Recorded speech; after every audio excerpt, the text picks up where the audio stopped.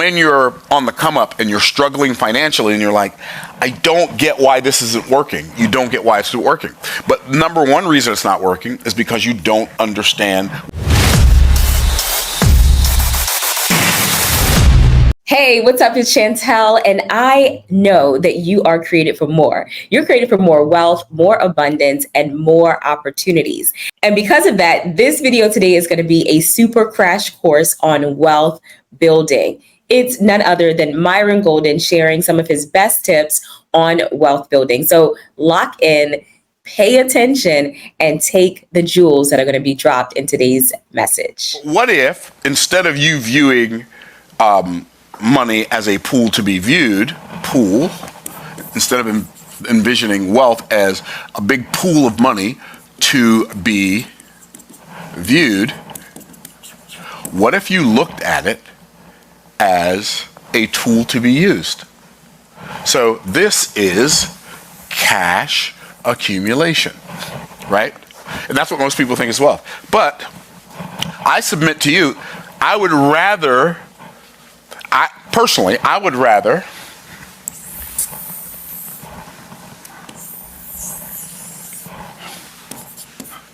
I'm sure y'all can guess what that is. Lazy river. You're funny. Lazy river. See, there's one in every crowd, and today Ryan is both of them. Okay. So this is cash flow. Cash flow is infinitely more important than cash accumulation. I would rather have like massive cash flow and small cash accumulation, or none, than massive cash flow, massive cash accumulation, no cash flow, or small cash flow. I would rather have massive cash flow. Now, if I could, this is such a cool concept. It's a cool concept because when you think about bodies of water, right? Or when I think about bodies of water, I think about a couple of different types of bodies of water. So we went to Israel a couple of times. I think we went in 2019. We went again in 2020, right? So one of the coolest things is when we went to Israel is like towards the end of our trip, we went down to the Dead Sea.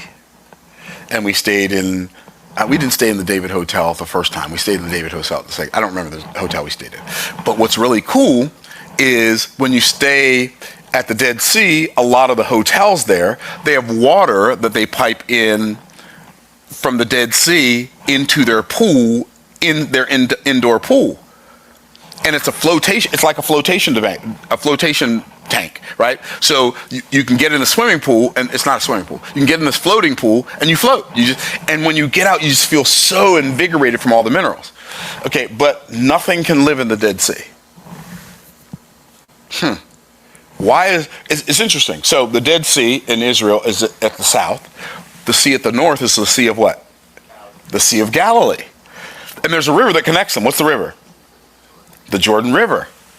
Okay, stuff lives in the Sea of Galilee. We know that because the apostles were fishing in the Sea of Galilee, right? Stuff can live in the Jordan River, but nothing can live in the Dead Sea. Isn't that fascinating? Or am I just easily fascinated? Okay, probably a little bit of both. Okay, so why can't things live in the Dead Sea? Because the Dead Sea has inlets, but no outlets. And that's why it's the Dead Sea. And I promise you, if your money has inlets and no outlets, your money is going to turn into a Dead Sea of cash accumulation.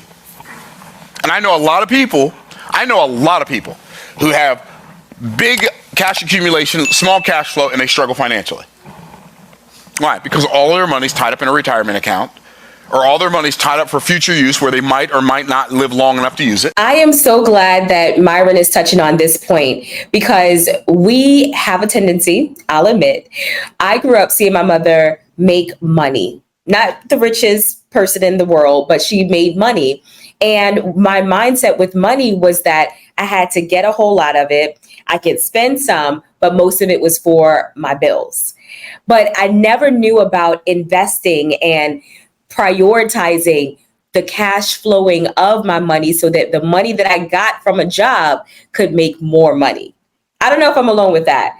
But we understand that in order for us to get more, to have more, we absolutely have to have vehicles that are going to produce more. When they say have multiple streams of income, and I say they because we've all heard the podcast and the gurus say you got to have at least 7 flows of income. Well, you want to reach that point, but even as you're building and as you're growing, you want to ensure that your mindset is such that you know that your money isn't just meant to hoard in a bank account or in a retirement fund, but it is meant for you to have investments that will produce more income. So that's why you should not be afraid of investing in coaching or any type of training that will get you to your next goal, because you know that when that investment is made, that money is going to come back. It may not come back immediately, but the money will come back because you are flowing the cash toward an asset that will produce more cash. So cash flow is more valuable than cash accumulation. And if you can get cash flow and cash accumulation, that's better. But if I can figure out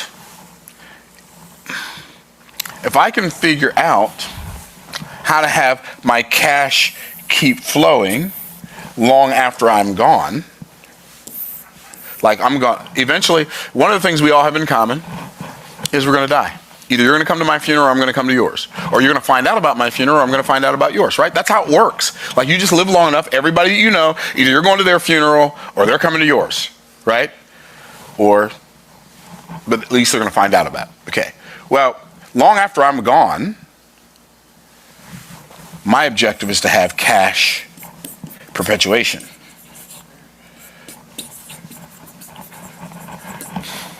And my cash perpetuation is going to be determined by what I do with the cash flow and the cash accumulation while I'm still here. Because without going into great detail, because I don't have time, definitely don't have time, without going into great detail, legacy wealth is not an amount of money. We're going to create generational wealth. Generational wealth is not an amount of money. There have been plenty of families who've accumulated a bunch of money, and in less than 2 generations, it was all wiped out. Like millions, tens of millions, hundreds of millions of dollars, just gone in 2 generations. Why? Because generational wealth is not an amount. Generational wealth is a system of cash perpetuation, where cash perpetuates and your cash flow perpetuates after you die. And you can, like all of us can set that up. How? Well, one, by having assets that income can follow. And the assets that income can follow while we're alive, an asset that income can follow even after we're gone. So I think about the fact that, I've self-published these books. When I'm gone, my family still has access to the funnel, the books. That cash flow keeps coming in. Why? Because it wasn't determined by something that I do every day. It's something that my cash flow from those assets is determined by something I did one day, not by something I do every day. You see, assets are what's going to allow you to enjoy your life while you're living it, and also to have something that, again, produces cash long after you're gone.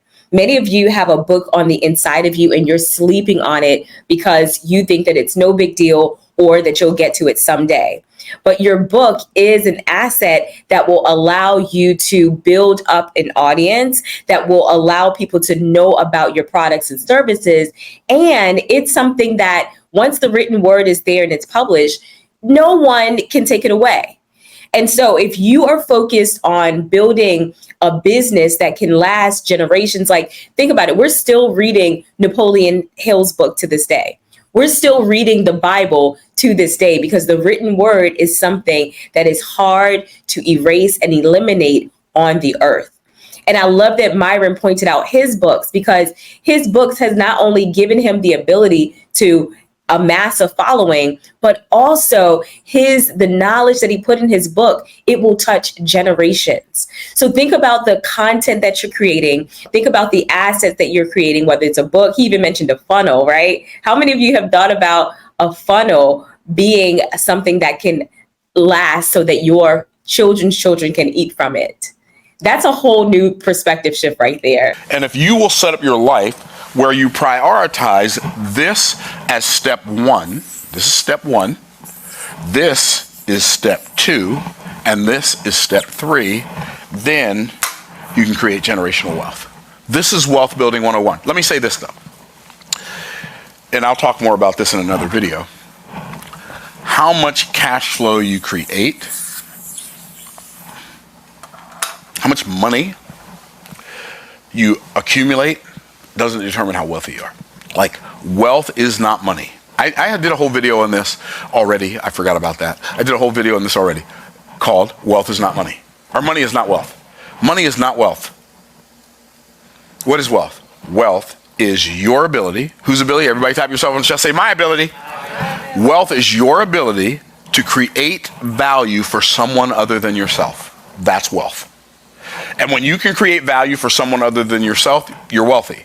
And when you can't create value for someone other than yourself, you're not wealthy. Now, that was just a preview of what Myron dropped in his 26-minute video. You can go and check it out for yourself. But I hope that the concept of wealth building has now been crystallized in your mind. That way, as you go about building your business, making the income, getting the wealth, that you have the strategies now to keep it, to not only keep it, but to allow it to grow.